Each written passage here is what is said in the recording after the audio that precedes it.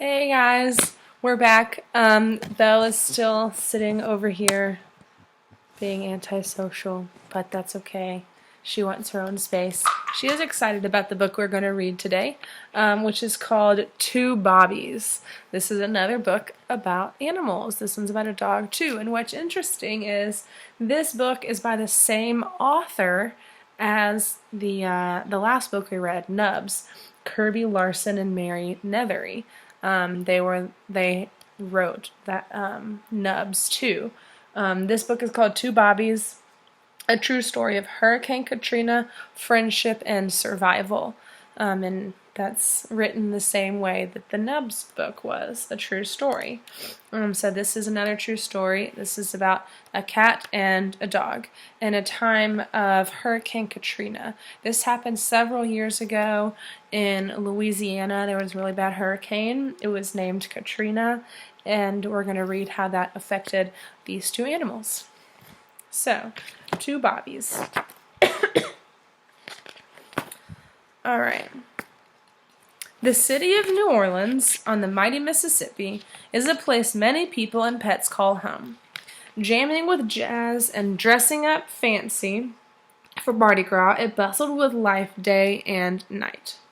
But on August 29th, 2005, Hurricane Katrina bore down on the city and everyone who lived there, including a wisp of a cat and one puppy. So here's the wisp of the cat and the puppy.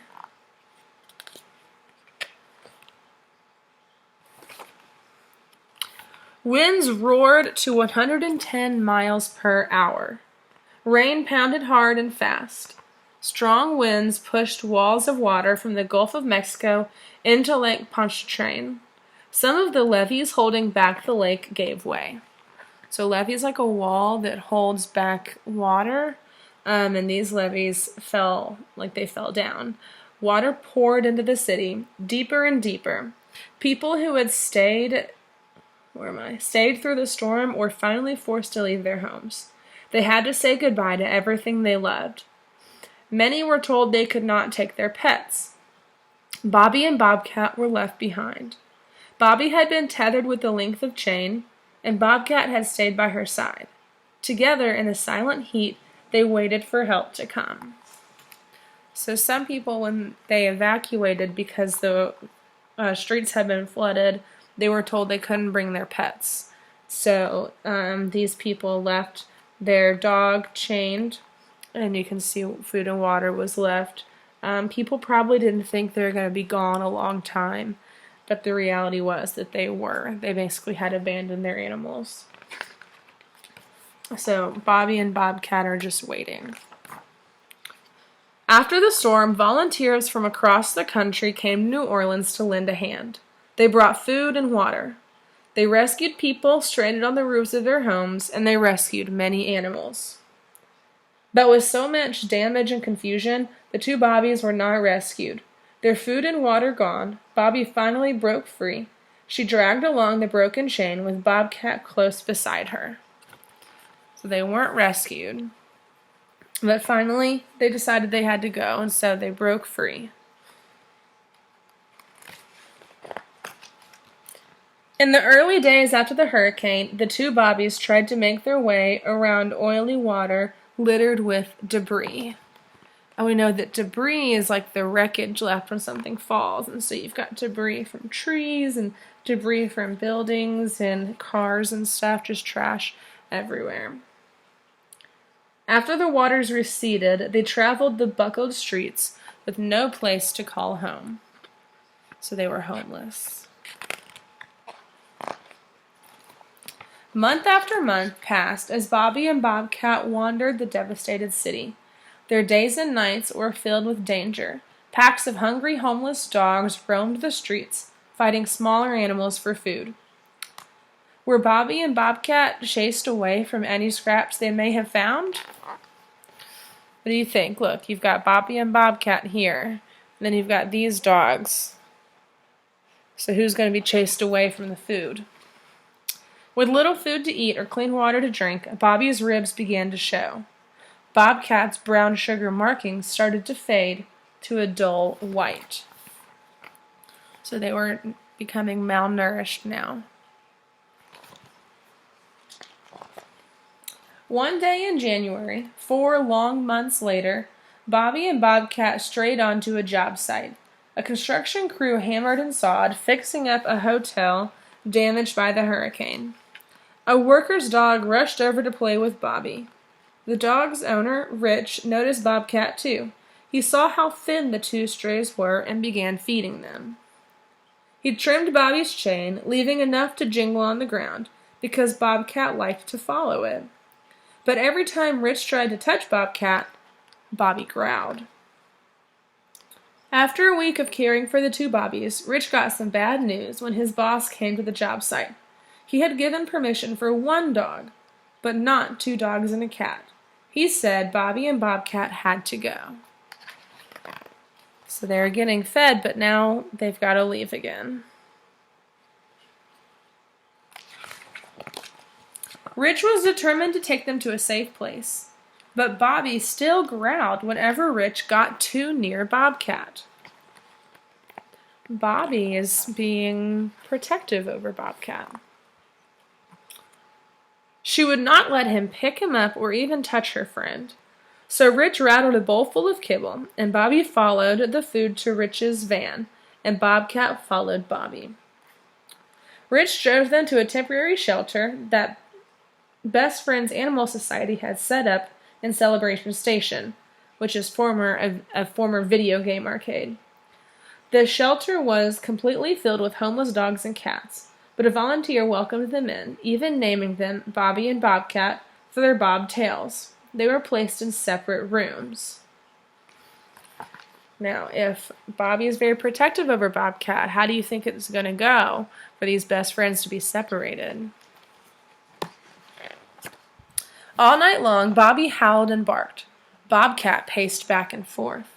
No one could sleep with Bobby making such a ruckus, so volunteers made a large pen for her and put Bobcat in his small carrier inside of Bobby's new cage. Bobby lay in front of Bobcat and whimpered. The volunteers opened the small cage to see what would happen.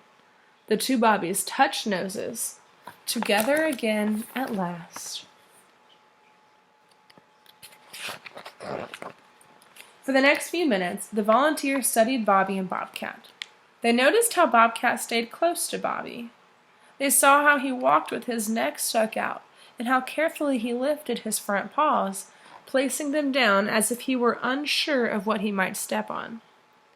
Someone waved a hand in front of Bobcat's face. Bobcat did not jump back. Another volunteer waved her hand. Bobcat did not even blink. Everyone was stunned. So think about what you know about cats. So when you wave your hand in front of their face, I know my cat's going to run away. And we've got Bobcat here following the chain on Bobby and being careful about where she steps. So what do you think's going on with Bobcat? Bobcat was blind.